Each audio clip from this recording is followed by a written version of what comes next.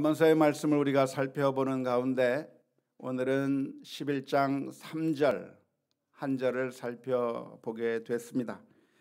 정직한 자의 성실은 자기를 인도하겠지만 사악한 자의 패역은 자기를 망하게 한다고 하는 말씀입니다. 성실한 사람이 어떻게 된다고요? 성실한 사람은 어떤 결과가 나타난다고요? 자기를 인도한다라고 표현하고 있습니다. 도대체 자기를 인도한다는 말이 무슨 말일까요? 자기를 인도하는 게 무슨 뜻일까요? 우리가 성경을 읽으면서도 그 성경의 의미가 무엇인지를 정확하게 이해하지 않은 채 그냥 흘러버리기가 쉬운데요. 자기를 인도한다? 도대체 자기를 인도한다고 하는 말의 뜻이 무엇일까 한번 생각해 보았으면 좋겠습니다. 자기를 인도하는 게 도대체 뭘까요? 이 말씀을 이해하기 위해서는 바로 그 다음 행에 나오는 말씀을 보시면 그 의미가 들어오게 됩니다. 바로 그 다음 행이 무슨 내용이냐면 사악한 자의 패역은 자기를 망하게 하느니라 라고 기록하고 있습니다. 그러니까 자기를 인도한다고 하는 말은 무슨 말의 반대말인가요? 자기를 망하게 하는 것의 반대말로 자기를 인도한다고 하는 표현을 사용하고 있는 겁니다. 그러니까 이 표현 성실을 가지고 있는 사람은 자기를 인도한다고 하는 그 이야기는 어떤 뜻이냐면 망하지 않게 된다. 성실하게 살아가는 사람은 망할 리가 없다라고 하는 이야기고, 망하지 않는다고 하는 얘기는 무슨 얘기입니까? 좀 더 적극적으로 이야기하면 성공한다는 얘기겠죠. 사악한 사람, 패역한 사람은 망하게 되겠지만 성실한 사람은 망하지 않을 것이고 성공하게 될 것이라고 하는 것이 오늘 잠언서 11장 3절에서 말씀해 주고 계시는 것입니다.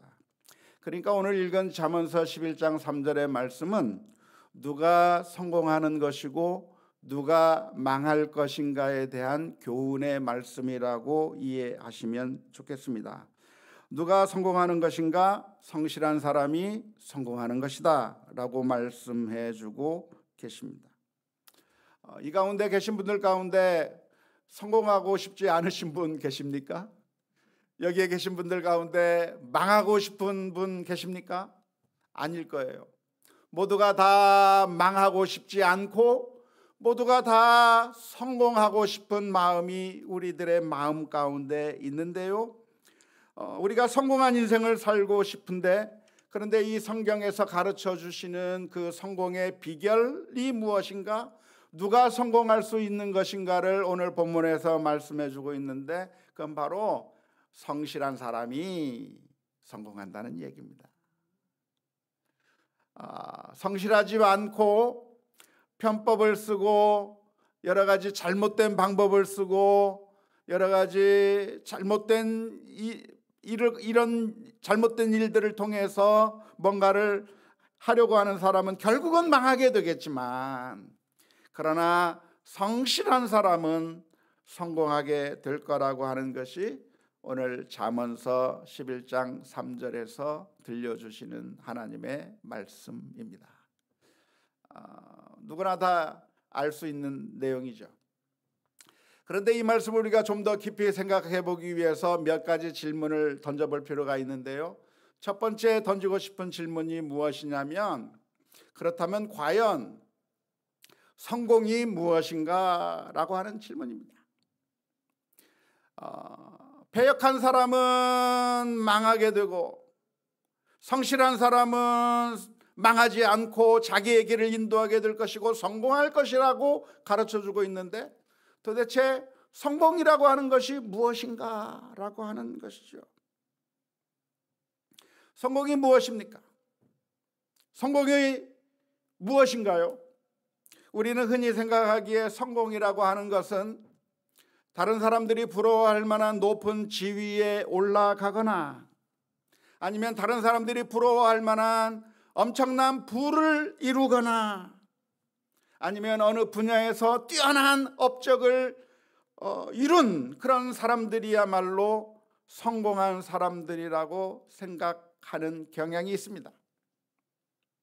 대체로 맞는 이야기이죠.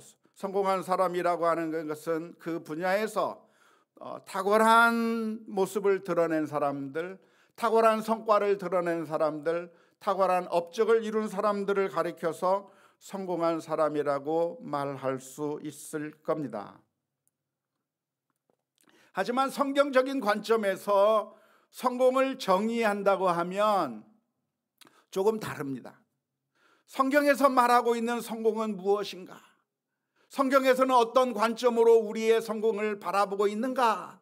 그것을 묵상해 본다고 한다면 우리 보통 사람들이 생각하는 그런 성공의 개념으로 이해할 것이 아니라 성경적인 관점으로 이해해야 되겠는데요. 그것은 바로 하나님께서 나를 목적하신 그 목적대로 살아가는 것이 성공이라고 할 수가 있겠습니다. 성공이 무엇이냐? 다른 사람들이 부러워할 만한 높은 지위에 올라가거나 돈을 많이 벌거나 어떤 뛰어난 업적을 이루는 그런 것들이 성공이 아니라, 만일 그렇다고 한다면 성공한 사람은 불과 몇 명에 불과할 수밖에 없는 거죠. 올림픽에서 금메달을 따는 사람이 소수인 것이고 돈을 많이 버는 사람도 역시 극소수에 불과한 것이고 어떤 높은 지위에 올라가는 것도 역시 소수에 불과할 것이기 때문에 그런 정의에 의해서는 대부분은 다 실패자일 수밖에 없고 대부분은 다 성공자일 수가 없을 겁니다. 하지만 성경적인 관점에서의 성공은 무엇이냐면 하나님께서 나를 지으시고 나를 만드시고 그래서 나로 하여금 살게 만드신 그 목적이 있는데, 하나님께서 내게 주신 그 사명이 있는데 그 사명과 목적대로 따라 살아가는 삶, 그 삶이 성공의 삶이라고 하는 것을 기억할 수 있기를 주님의 이름으로 축원합니다. 사람들마다 주어진 사명 그리고 사람들마다 주어진 목적은 다 다릅니다. 하나님께서는 사람들을 만드실 때 똑같이 찍어내신 것이 아니라 마치 비누 공장에서 비누를 찍어내듯이 하나님께서 사람들을 천편일률적으로 똑같이 찍어낸 것이 아니라 모든 사람들을 각각 다르게 아주 독특하게 창조하셨어요. 우리 옆에 사람 한번 쳐다볼까요? 한번 쳐다보세요. 독특해요? 독특하지 않아요? 정말 독특하게 하나님께서 만들어 놓으시죠. 따라서 성공의 기준이라고 하는 것은 사람들마다 다 다른 겁니다. 사람마다 다 성공의 기준이 다 달라요. 그래서 이걸 어디에 비유할 수 있느냐면 오케스트라에 비유해보고 싶습니다. 하나의 오케스트라가 있다고 한다면 그 안에는 여러 악기를 담당하는 사람들이 있습니다. 바이올린이 있고 비올라가 있고 첼로가 있고 트럼펫이 있고, 트럼펫이 있나요? 아무튼 클라리넷이 있고 오보에도 있고 그리고 퍼쿠션 심벌도 있고 여러 가지 악기들이 있는데요, 그 악기들이 성공한다고 하면 어떤 게 성공입니까? 바이올린은 어떤 소리를 내야 성공이에요? 바이올린의 소리를 내야 성공이에요. 첼로는 첼로의 소리를 내야 성공이에요. 심벌은 심벌의 소리를 내야 성공이에요. 그 악보에 맞추어서 지휘자가 요구하는 그 순간에 뻥뻥 절면서 그때 그 소리를 정확하게 내야 성공이 되는 것이죠. 모든 악기가 다 똑같은 소리를 내는 것이 아니라 각각 다른 소리를 자신에게 주어진 시간과 주어진 그 순간에 그 음색에 따라서 정확하게 지휘자의 그 컨덕팅에 따라서 소리를 아름답게 내면서 다른 사람들과 조화를 이루어 제대로 소리를 낼 수 있다고 한다면 그게 성공이라고 할 수가 있겠습니다. 종종 우리가 합창을 하다 보면 소프라노, 엘토, 테너, 베이스가 있는데 4부로 쫙 맞춰서 찬양을 해야 되는데 어떤 사람은 제가 테너를 막 하면 옆에 베이스 하겠다고 서 있는 분이 제 목소리를 따라서 막 부르는 분이 계신데 그럼 성공이에요? 성공이 아니에요? 성공이 아니에요. 베이스는 베이스를 노래 불러야죠. 테너는 테너를 불러야 되고 엘토는 엘토를 불러야 되고 소프라노는 소프라노를 불러야 그게 성공인 것이지, 옆에 사람을 그대로 따라서 부르면 성공이 아니라 망하게 되는 겁니다. 그러면 각각 다른 소리를 각각 다른 시간에 내야만 하는 오케스트라처럼 하나님께서는 모든 사람들을 각각 다르게 창조해 주셔서 그 사람에게 맞는 성공의 기준이 있는 것이죠. 이 사람에게 주어진 사명이 있는 것이고 이 사람에게 주어진 목적이 있는 것이고 하나님께서 여러 사람들에게 각각의 달란트를 주셨는데 거기에 맞게 하나님께서 내게 주신 사명에 따라 산다고 하면 그게 바로 성공이라고 할 수가 있겠습니다. 하지만 안타까운 것은 사람들은 성공이라고 하는 것은 자기 자신에게 주어진 하나님의 사명을 생각하는 것이 아니라 가장 다른 사람들에게 많이 드러나는 것이 성공이라고 생각하는 경향이 있습니다. 높은 직책을 얻게 되거나 많은 돈을 벌게 되거나 아니면 뛰어난 업적을 누려야만 그게 성공인 것이고 나처럼 높은 지위에 올라가지 못하고 평범한 삶을 살고 있다면 다른 사람들처럼 돈을 많이 번 게 아니라 내게는 조그만 정도의 돈밖에 없다면 다른 사람들처럼 많은 것을 이루지 못하고 그저 나는 우리 가정생활만 잘하고 있다고 한다면 나는 의미 없는 삶을 살았고 나는 실패한 삶을 산 것이라고 그렇게 자조적으로 생각하는 분들이 많이 있습니다. 그래서 누가 성공한 사람인가? 대통령이 된 사람이 성공했다고 생각을 하는 거죠. 이번에 대통령을 누가 당선될 것 같습니까? 1번입니까? 2번입니까? 여기서는 그렇게 많이 하지만 저쪽 동네 가면 다르게 얘기하더라고요. 누가 대통령이 되든지 정말 힘들고 어려운 어린 시절을 살던 사람이 그래서 대통령의 위치까지 올라갔다고 한다면 우리는 성공했다라고 평가를 하게 되는 경우가 있는데요. 그런데 그건 그 사람에게 주어진 몫이고 우리들에게는 또 다른 몫이 있는 것이죠. 교회도 마찬가지입니다. 교회도 누가 성공한 사람입니까? 신앙생활의 분야에 있어서도 성공이 있을 수가 있겠는데 누가 성공한 사람입니까? 목사가 되면 성공한 겁니까? 장로가 되면 성공한 겁니까? 권사가 되면 성공한 겁니까? 그것이 성공이 아니라 사람들이 나를 어떻게 기대하고 나를 어떻게 바라보는가, 그게 중요한 것이 아니라 하나님 앞에서 하나님께서 내게 주신 그 사명을 신실하게 감당하는 것이 성공이라고 하는 점을 먼저 분명하게 기억할 수 있기를 주님의 이름으로 축원합니다. 두 번째로, 그러면 누가 성공하는 사람이 될 것인가? 성실한 자가 성공한다는 게 오늘 본문의 말씀입니다. 여기서 말하는 성실이라고 하는 것은 무엇일까요? 성실은 속임수가 없이 아주 신실하게 모든 일들을 잘 감당하는 것이죠. 사람들이 보지 않아도 내게 주어진 그 사명을 꾸준히 성실하게 해내는 것을 의미하는 것일 겁니다. 5달란트, 2달란트, 1달란트 받았던 종이 있었는데 5달란트, 2달란트 받았던 두 종들은 주인이 보지 않아도 열심히 일을 했습니다.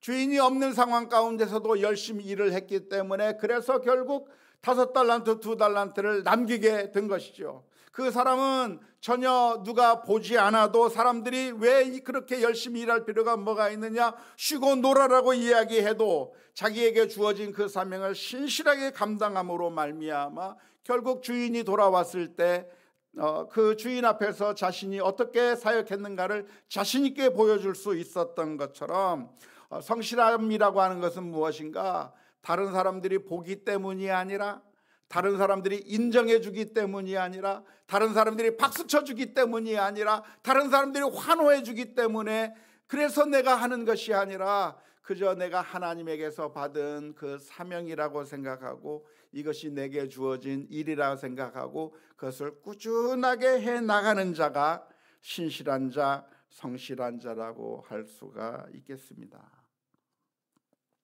누가 성실한 마음을 가질 수가 있겠습니까? 노예의 멘탈리티를 가지고 있는 사람은 성실할 수가 없죠. 일을 하는데 내 마음의 자세가 노예와 같은 마음을 가지고 있다고 한다면 성실할 수가 없는 겁니다. 왜냐하면 일하는 것 자체가 기쁨이 없어요. 노예들은 기쁨이 없는 겁니다. 그냥 쉬고 싶고 마지못해 일하고 자기를 억압하기 때문에, 자기가 일하지 아니하면 혼나기 때문에, 맞기 때문에, 혹은 여러 가지 불이익을 당하기 때문에 마지못해서 일을 하는 사람들은 노예의 멘탈리티를 가진 사람이라고 할 수 있을 겁니다. 하지만 그런 노예의 멘탈리티를 가지고 있는 사람은 성실할 수가 없는 거예요. 사람들이 보면, 주인이 보면 일을 하지만 보지 않으면 쉬게 되는 거죠. 그러면 누가 성실할 수 있는가? 노예의 멘탈리티가 아니라 그 일 자체에서 사명의식을 가지고, 그리고 그 일을 하는 것 자체가 너무나도 기쁘고, 그리고 그 일 자체가 내게 주어진 그 사명 자체가 참 내게 주어진 그 기쁨이라고 하는 사실을 가지고 애정을 가지고 일하는 자여야 그래야 성실할 수가 있는 것이죠. 주인의 멘탈리티를 가지고 애정을 가지고 하는 자마다 성실하게 할 수가 있는데요. 예를 들자면 어떤 분들을 말할 수 있냐면 어머니와 같은 분들이에요. 어머니가 자녀들을 양육하고 자녀들에게 무엇인가를 해줄 때 누가 시켜서 합니까? 법이 하라고 하니까 하나요?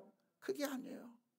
어떻게 하면 가장 좋은 걸 줄까? 어떻게 하면 이 아이에게 가장 좋은 것을 해줄까? 이 아이에게 정말 좋은 것이 무엇일까? 늘 사랑하는 마음으로, 애정하는 마음 때문에, 그래서 이 아이에게 가장 좋은 것을 해주려고 하는 그 마음이 우리 어머니들에게 있는 것이 보여지게 되는데요. 그렇기 때문에 누가 뭐라고 해서가 아니라 그냥 자녀들을 위해서라면 정말 성실하게, 정말 신실하게 일하게 되는 모습을 보여주게 되는 겁니다. 교회도 보면 그런 애정을 가지고 있는 분들이 참 많이 있습니다. 우리 교회도 특별히 그런 교회에 대해서 애정을 가지고 계신 분들이 너무나도 많이 있는데요. 사람들이 누가 시키기 때문에 혹은 박수 쳐주기 때문에가 아니라 그냥 주님을 사랑하는 마음 때문에 그냥 자발적으로 하는 모습을 보면 엄청난 기쁨이 되고 감동이 됩니다. 어떤 때는 그냥 교회에 와서 청소를 하는데 아침 일찍부터 나와서 청소를 하시는 분들도 계시고, 또 주차장을 쓰는 분도 계시고, 또한 여러 가지 일들을 해나가면서 정말 어떻게 하면 이 교회를 위해서 내가 헌신할까, 어떻게 하면 내가 이 교회를 위해서 더 좋은 것을 줄 수 있을까를 그렇게 사랑하는 마음을 가지고 있는 모습을 볼 때 제가 얼마나 고개가 숙여지고 얼마나 참 감동을 받게 되는지 모릅니다. 정말 교회의 보배들이라고 할 수가 있을 것 같습니다. 그런데 안타깝게도 어떤 사람들은 전혀 애정이 없이 일하는 사람들도 종종 있습니다. 특별히 그렇게 애정이 없이 일하는 사람들이 누가 있냐면 교역자들 가운데 있을 때가 있습니다. 같은 교역자 팀으로서 사역을 해 나가는데 그 옆에서 바라볼 때 제 마음에 혼란스러울 때가 있어요. 왜 저 사람은 목회자의 길로 간다고 결심을 했을까?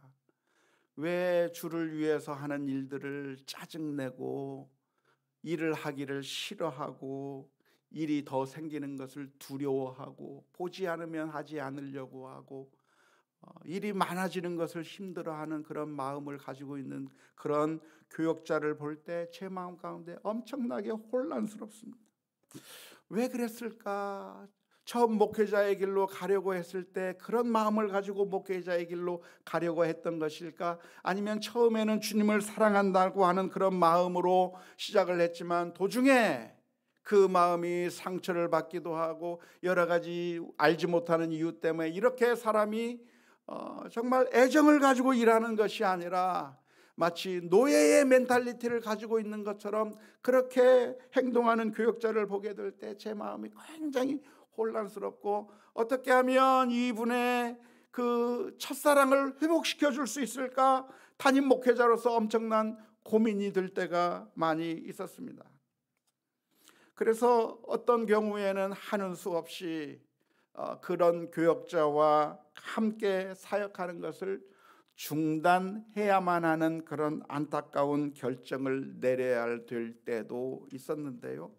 그런 일이 있다 보면 성도님들이 의아하게 생각하는 것이죠. 목사님 왜 그분 그만뒀습니까? 그분 괜찮은 분 같았었는데요. 그분 설교를 꽤 잘하시는 것 같았는데요. 내가 은혜 많이 받았는데요. 왜 그분 그만뒀습니까? 라고 물어보면 대답할 말이 없어요. 뭐라고 대답해야 될지 모르겠어요. 가능하면 그분이 가지고 있었던 첫사랑을 회복시켜주고 싶고 정말 주님을 사랑하는 마음으로 일하게 만들어주고 싶은데 그게 안 될 때는 너무나도 안타까울 때가 있는데요.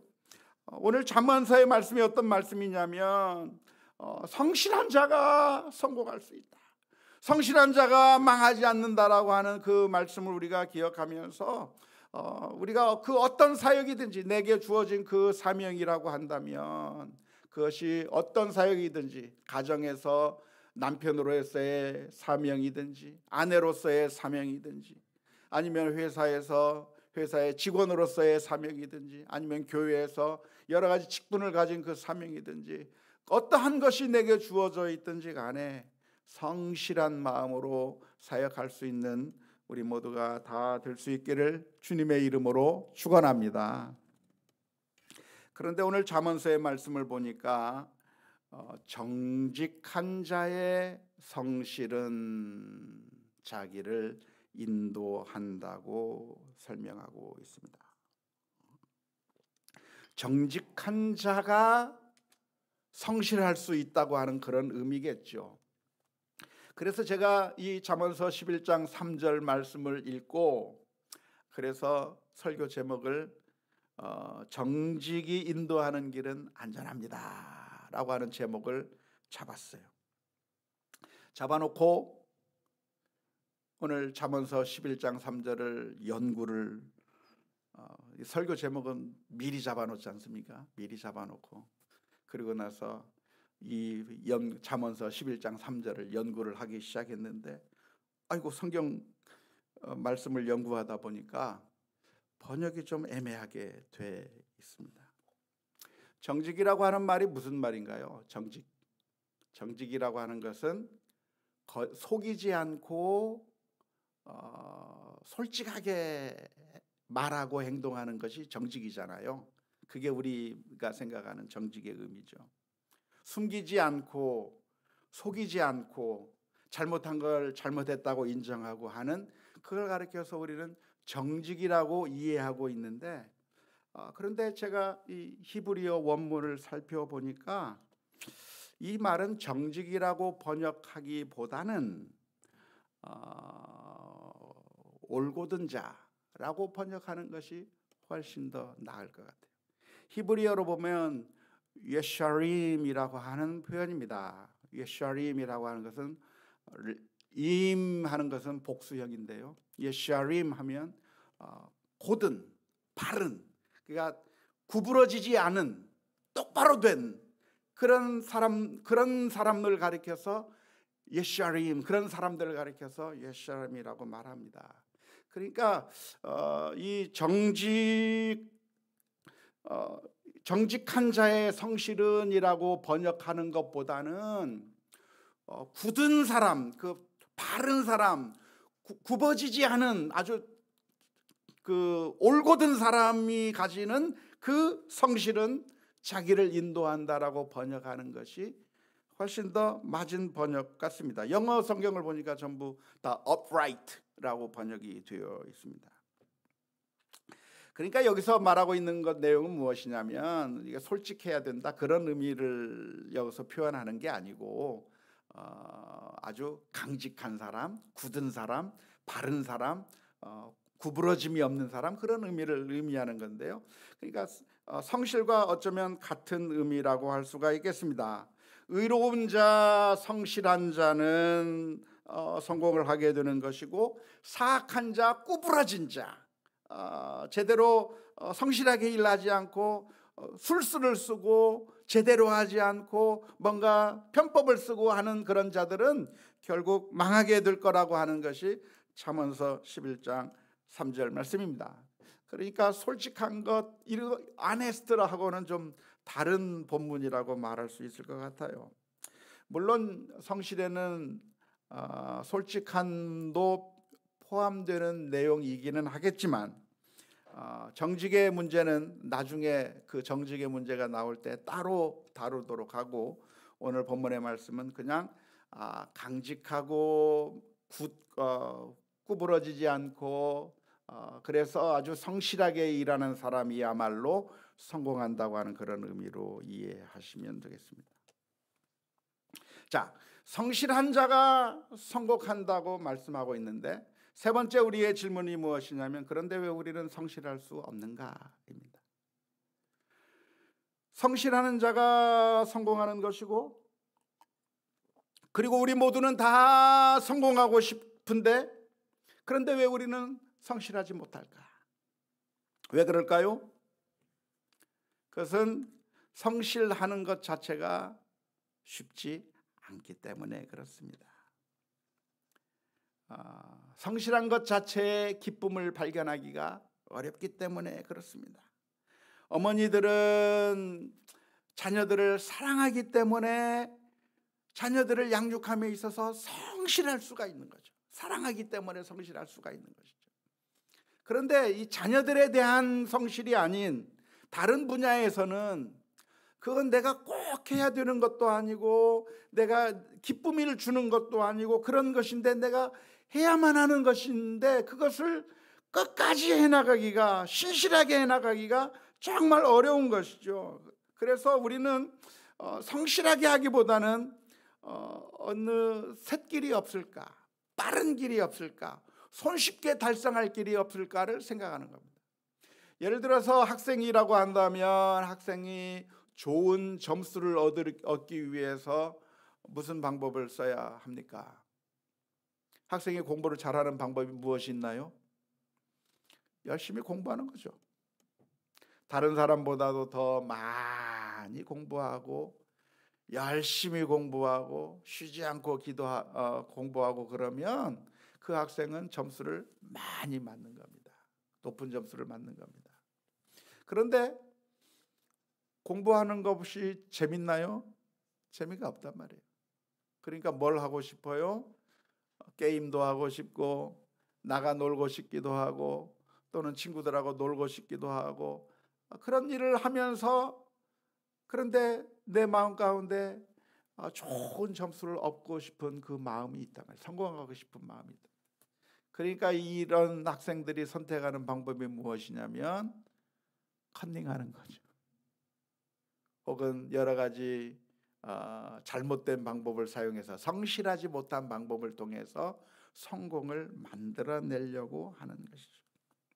왜 우리는 성공하지 못하는가? 그것은 성실 자체가 힘든 것이고 우리가 원하는 것이 더 많기 때문에 그렇습니다.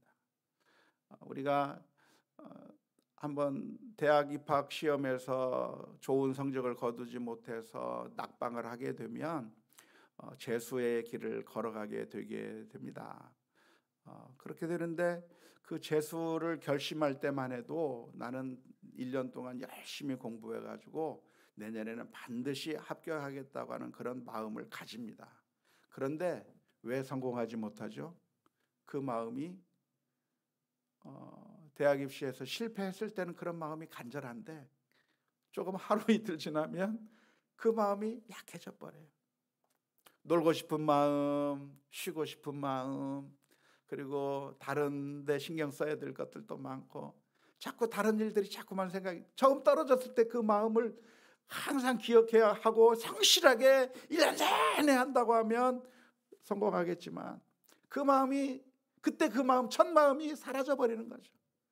그래서 성실하지 못하게 되는 거예요. 재수를 하면서도 성실하지 못하니까 자꾸만 오히려 재수하기 전보다 점수가 더 떨어지는 경우가 더 많이 나오는 거예요. 다이어트에 왜 실패합니까? 처음 충격을 받아서 내가 살 빼야 되겠다 할 때는 살 빼고 싶은 마음이 막 들어요. 그런데 먹을 거 앞에 보면 무너지는 거죠. 맛있는 치킨을 보면서, 맛있는 야식을 보면서 다이어트는 내일부터 하면서 무너져 버리는 거예요. 왜 우리는 성실하지 못한가?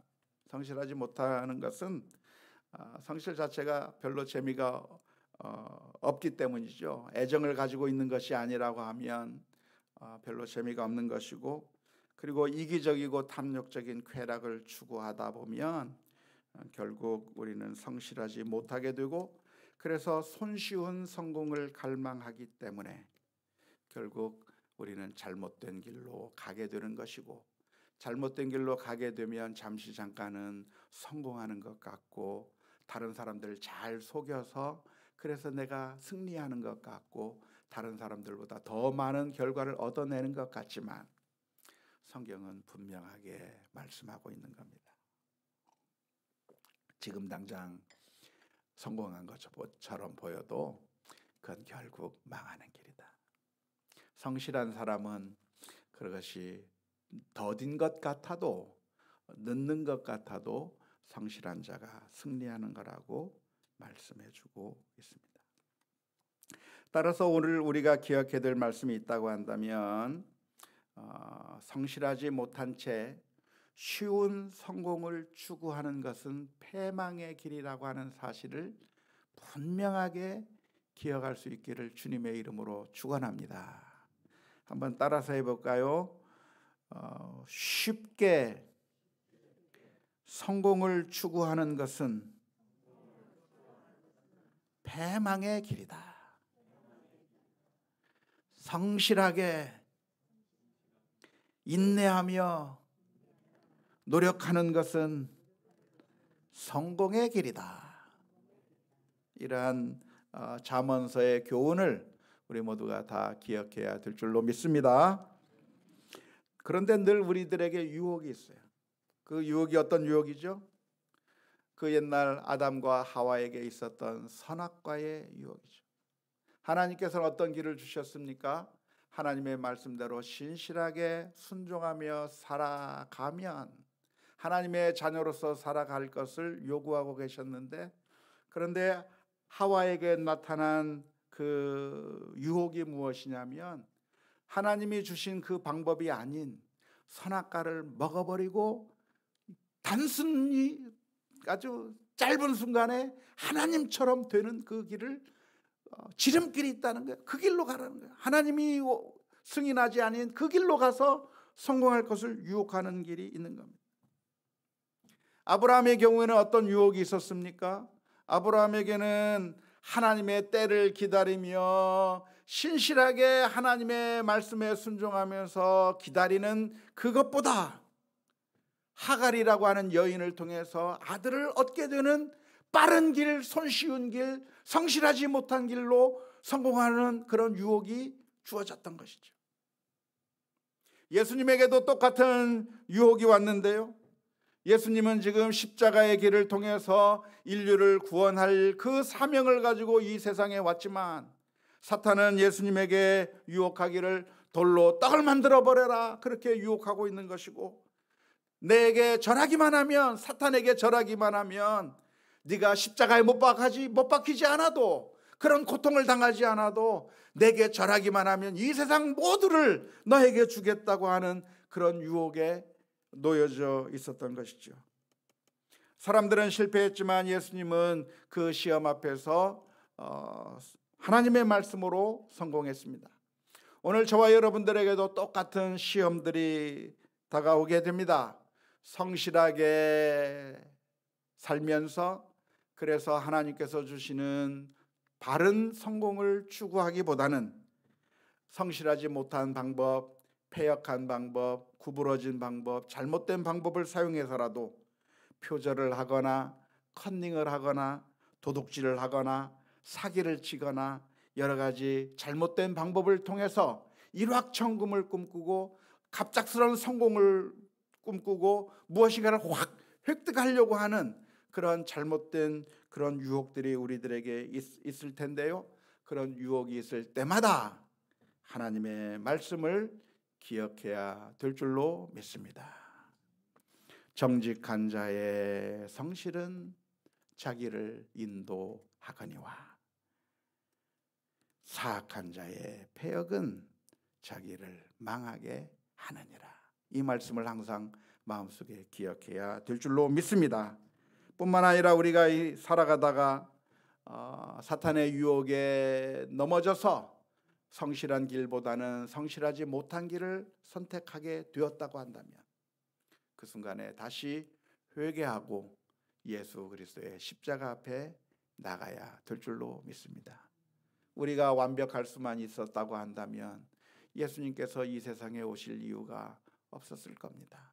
하지만 우리는 다 연약해서 저를 포함해서 모두가 다 또 넘어지고 또 넘어지고 바른 길이 아닌 잘못된 길로 또 가고 또 갈 수밖에 없는 그런 연약한 모습을 가진 것이 바로 우리들의 모습입니다. 그럴 때마다 다시 주님의 십자가 바라보고 주님의 은혜 앞에 나와 죄를 자복하고 회개하는 가운데 주께서 주시는 놀라운 은혜를 받아 누리시는 우리 모두가 다 될 수 있기를 주님의 이름으로 축원합니다.